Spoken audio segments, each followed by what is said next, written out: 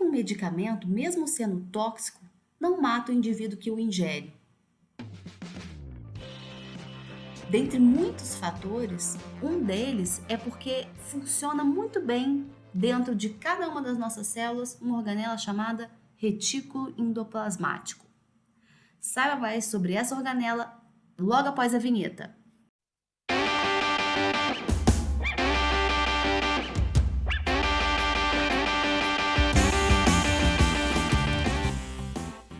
Bom, gente, vamos começar a falar um pouquinho sobre a estrutura do retículo endoplasmático. O retículo endoplasmático nada mais é do que uma rede de túbulos e vesículas achatadas e interconectadas, que tem uma conexão direta com a carioteca, que é aquela membrana que envolve o núcleo, né, que forma o núcleo. Nessa figura, vocês podem visualizar bem a estrutura do retículo. Ele pode ser classificado como retículo endoplasmático rugoso, que eu estou aqui apontando para vocês, porque ele tem um aspecto verrucoso, tá? Por conta dos ribossomos que ficam aderidos a eles, que são esses pontinhos aqui que estão apresentados para vocês. E em retículo endoplasmático liso, que é contínuo ao retículo endoplasmático rugoso, com a diferença de que eles não possuem esses ribossomos aderidos à sua superfície.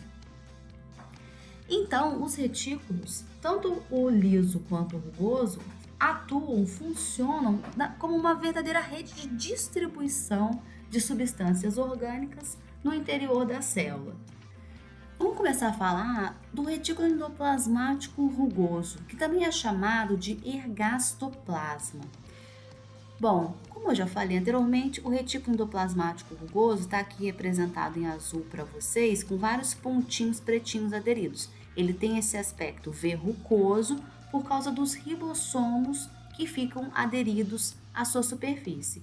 Como os ribossomos têm a função de produção de proteínas, logo o retículo endoplasmático rugoso tem a função de produzir proteínas, tá certo? Aqui nessa animação vocês podem ver bem uma proteína sendo produzida aqui no retículo endoplasmático rugoso e migrando, aqui é o caminho da proteína, migrando para outra organela que a gente vai ver daqui a pouquinho, que é o complexo de Golgi, beleza? E falando um pouquinho do retículo endoplasmático liso, tá? Já mostrei para vocês a representação nessa figura do retículo endoplasmático liso. E nós já vimos que a única diferença é que o retículo endoplasmático liso ele não tem esses ribossomos aderidos na sua superfície. Quais são as funções do retículo endoplasmático liso? São diversas. Dentre elas, a produção de lipídios, principalmente de colesterol, que formam a membrana citoplasmática dos animais, e a produção também de hormônios esteroides, que também são um tipo de lipídios. Uma outra função importantíssima e que faz um link com o que a gente conversou no comecinho dessa videoaula é o retículo endoplasmático liso, que promove a desintoxicação de substâncias que são tóxicas ao organismo, tá certo? Armazenamento de substâncias. Nessa organela também algumas substâncias são armazenadas, principalmente de lipídios. Vamos falar agora sobre outra organela, o complexo de Golgi, que também é chamado de aparelho de Golgi ou complexo golgiense. Nessa figura vocês conseguem visualizar bem aqui a localização do complexo de Golgi. E como que é a estrutura dessa organela?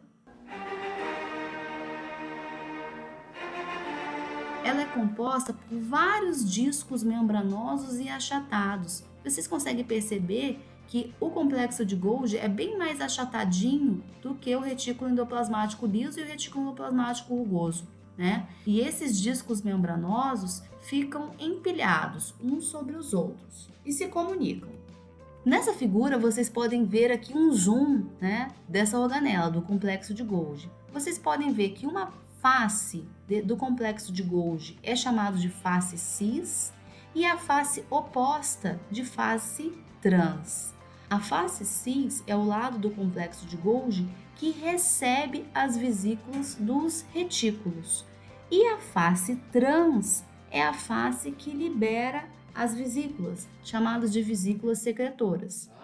Essas vesículas podem ficar no interior da célula ou sair da célula e ir atuar em outras células. E quais são as funções do complexo de Golgi? Armazenar, transformar ou processar substâncias produzidas tanto no retículo endoplasmático liso quanto no retículo endoplasmático rugoso.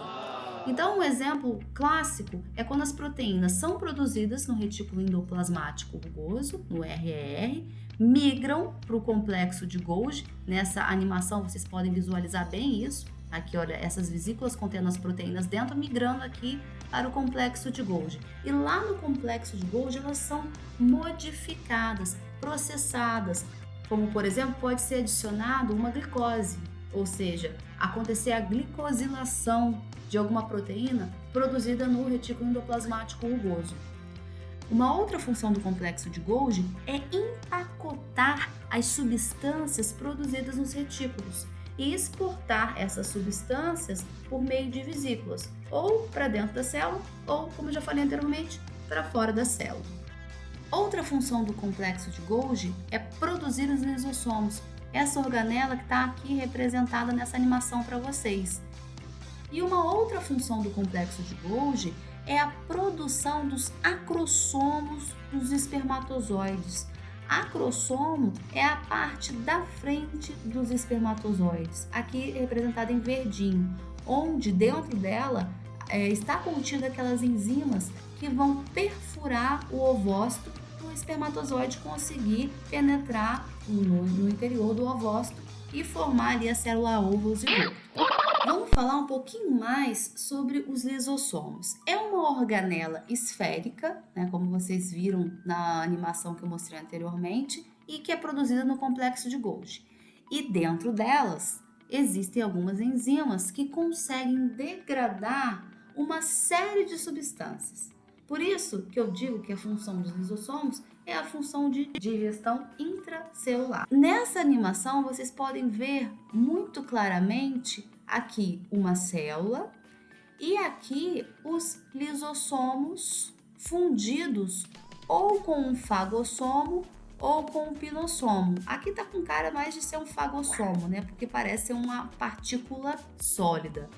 Aí, a partir do momento que o lisossomo fundiu com o fagossomo, as enzimas que estão dentro desse lisossomo vão começar a degradar esse fagossomo.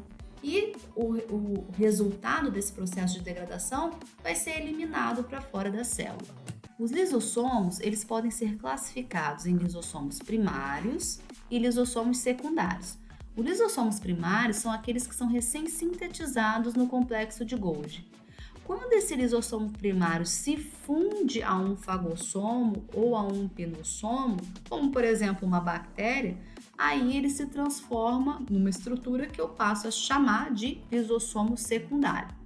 E aqui nessa figura em verde está representando para vocês o lisossomo secundário, né? E essa partícula, o fagossomo, totalmente degradada aqui dentro. Nessa animação, vocês conseguem observar o lisossomo primário aqui se fundindo com o fagossomo. Nesse momento, ele se transformou no lisossomo secundário e as suas enzimas vão começar a atuar no fagossomo, degradando esse fagossomo. Bom, pessoal, vamos ficando por aqui nessa videoaula.